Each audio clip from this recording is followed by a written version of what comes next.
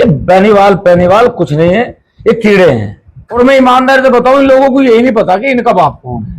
आप उसका टेस्ट करवाओ, डीएनए करवा लो, अगर वो ईमानदारी से हाइब्रिड ना निकला तो मैं देश छोड़ दूंगा।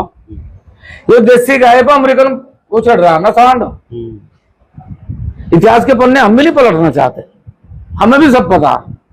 महाराजा सूरजमल के वंशज ने अभी थोड़े दिन पहले ये कहा कि हम तो भाई जादौन राजपूत हैं।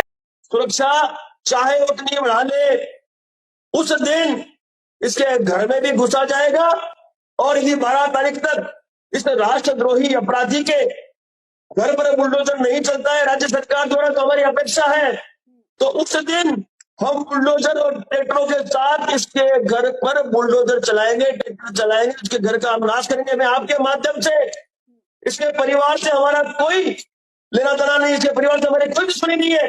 मैं उनको कहना चाहता हूं कि 12 तारीख को ये घर में कोई मत रहना, क्योंकि 12 तारीख को लाखों की संख्या में क्षत्रिय वहां पहुंचेगा, सम्मेलन होगा और उसके पश्चात ये हमारे जो ये बुलडोजर है, हमारे ट्रैक्टर है और हम सभी इस संपत्ति को, जितनी भी संपत्ति है इस राष्ट्रद्रोही अपराधी की, वो सारी संपत्ति का नाश करके ही हम मैदान छोड़ेंगे, फिर भले ही हमें कई जख्म क्यों ना सहने पड़े। हम कई बार कहा जाता है, समझाया जाता है कि बोलने से पहले अपने शब्दों के चयन को प्राथमिकता दीजिए, नहीं तो ये शब्द बाण अगर किसी को लग जाते हैं तो आपकी जिंदगी भी बदली जा सकती है।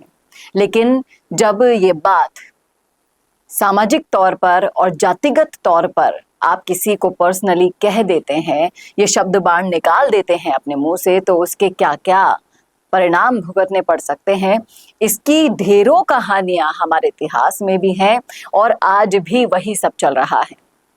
जिस मामले की मैं चर्चा करने के लिए आपके साथ इस वीडियो में लेकर आई हूं, वो मामला आपको भी बखूबी से पता होगा, सोशल मीडिया पर काफी ज्यादा वायरल हो रहा है। ठाकुर पूरण सिंह का वो बयान जिसमें वो हनुमान बेनीवाल के लिए आपत्तिजनक शब्द कह रहे हैं और फिर लगातार उसके बाद एक दूसरा बयान आता है और माफी मांगने की नौबत क्यों आन पड़ी अब ठाकुर पूरण सिंह को, इस मामले में भी हम बात करेंगे इस वीडियो में। और इस मुद्दे को कितना ज्यादा राजनीतिक तौर पर भुनाने की कोशिश भी की जा रही है कई लोगों के द्वारा, वो भी आपको समझाएंगे, इसलिए जुड़े रहेगा आखिर तक हमारे साथ। नमस्कार, मैं हूं चेतना शर्मा, आप देखना शुरू कर चुके हैं संवाद भारत का, भारत के लिए। तो आपने देखा होगा सोशल मीडिया पर जिस तरीके से ठाकुर पूरण सिंह ने हनुमान बेनीवाल के लिए जो बातें बोली, उसको लेकर पूरे के पूरे जाट समाज में आक्रोश व्याप्त हो गया था। और आपको ये भी बखूबी पता है कि 8 जून को पूरा का पूरा राजस्थान खरनाल पहुंचने वाला है, स्पेशली जाट समाज, क्योंकि वीर तेजा जी का वहां पर जो उत्सव है, आयोजन है, उसको मनाने के लिए पहले ही आह्वान किया जा रहा था। और उसी 8 जून को ये धमकी दी ठाकुर पूरण सिंह ने कि हम भी आ रहे हैं वहां पर। और जिस तरीके से राज शेखावत का भी आपने नाम सुना होगा, उनका भी एक आयोजन है नागौर में और उसके लिए भी उन्होंने वहां पर ये धमकी दे दी कि हम आ रहे हैं नागौर, देखा जाएगा, होगा जो होगा। अब आपको यहाँ पे समझना होगा कि किस तरीके से जाट वर्सेस राजपूत जो कहानी हमारे इतिहास से चली आ रही है, वो यहाँ पर भी आज भी 2025 में हम बैठे हैं, अभी भी वही जंग, वही जुबानी जंग, वही तिरस्कार, वही अपमान एक दूसरे की ये जातियां करती रहती हैं। बशर्ते पहले बोलते हैं, उकसाया जाता है और फिर उसके बाद ऐसे काम किए जाते हैं। इस बात में कोई दो राय नहीं है कि ठाकुर पूरण सिंह हो या राज शेखावत हो, इन्होंने जाट समाज की भावनाओं को ठेस पहुंचाई। हनुमान बेनीवाल क्या अहमियत रखते हैं अपने फॉलोअर्स के लिए, नेताओं के लिए, पूरे जाट समाज के लिए, ये उनको शायद अंदाजा नहीं था। लेकिन तब पछताए होत क्या जब चिड़िया चुग गई खेत।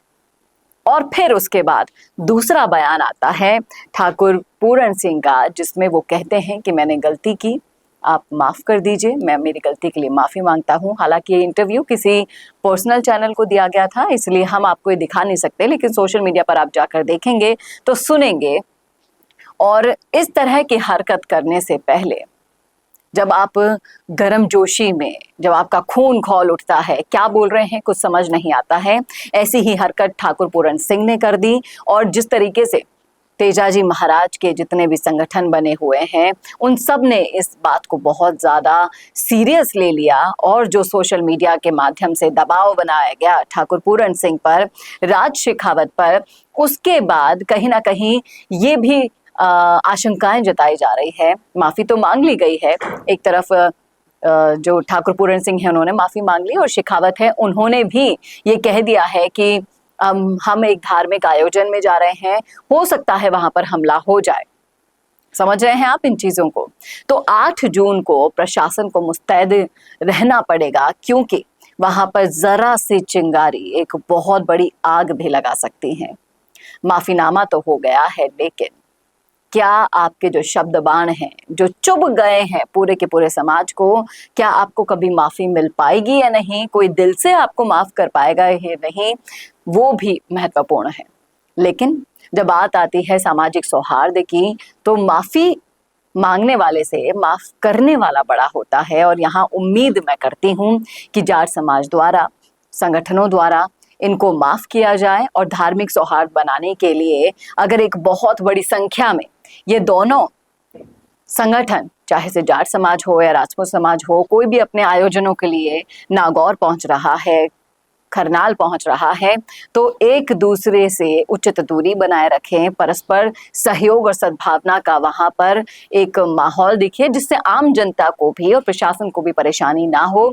उम्मीद तो हम यही करते हैं, लेकिन क्या सच में दिल से माफी मिल पाएगी इन दोनों को? ये सवाल मैं आपके लिए छोड़कर जा रही हूँ। अगर आपने देखा है ये पूरा वीडियो, अगर इससे जुड़े हुए वीडियोस और भी कहीं देखे हैं, तो आप अपनी राय जरूर रखिएगा कि क्या माफी देकर इस मामले को शांत कर देना चाहिए, क्योंकि अगर इसे और भुनाया गया, ज्यादा आगे बढ़ाया गया, तो ये आम जनता के साथ साथ और चीजों को भी नुकसान पहुंचा सकता है और इसमें किसी की भी भलाई नहीं होगी, ना जाट समाज की ना राजपूत समाज की। इसलिए अब वक्त आ गया है कि अगर माफी मांग ली गई है तो पारस्परिक सौहार्द और वो सब चीजें दिखाते हुए आप इस मुद्दे से आगे बढ़कर और भी आपके लिए बहुत सारी चीजें हैं उन पर ध्यान केंद्रित करें। और स्पेशली जब 8 जून को ये सारी चीजें होने वाली हैं, तो उम्मीद करती हूँ कि उस दिन तेजाजी का उत्सव ही सबके लिए पहली प्राथमिकता होगी। क्या कहते हैं आप इस मुद्दे पर? रखिएगा राय कमेंट बॉक्स में।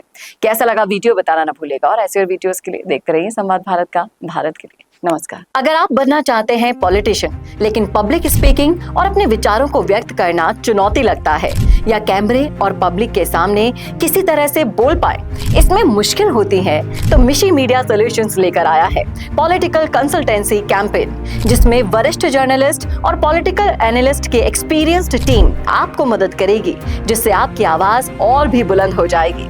इसमें हम आपके गोल को पूरी तरह से टारगेट करेंगे कि किस तरह से आपको पार्टी पहचाने, आपको उस क्षेत्र के लिए चुने, कैसे सर्वेज में आपका नाम आए, कैसे लोगों के बीच में आपका माहौल बने। ना सिर्फ कंसल्टेंसी हम आपको देंगे, बल्कि आपको सारे रास्ते दिखाएंगे और बताएंगे भी, जिससे आप भारत की राजनीति में अच्छे पॉलिटिशियन बनके समाज का सुधार कर सके। तो अभी कॉन्टैक्ट कीजिए स्क्रीन पर दिए गए नंबर पर।